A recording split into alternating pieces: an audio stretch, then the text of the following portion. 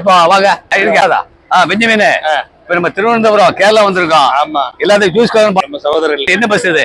Cassette RTC இவங்கள stop. ஆமா, work shop. இவங்கெல்லாம் வண்டியை சர்வீஸ் பண்ணி வெளியே போகுது. அது கொடுக்குற நமக்கு பெரிய பிளஸிங். சரியா இல்லையா?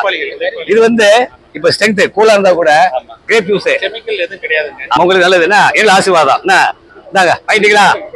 அது வாங்க. அதாவது என்ன பாலிசினா, ஜாதி மதம் பார்க்க கூடாது, ஏழைக்கு உதவணும், எதையும் நேசிக்கணும். ஏசு ஆசீர்வாதிப்பா. கிரேப் ஜூஸ் சாப்பிடுங்க.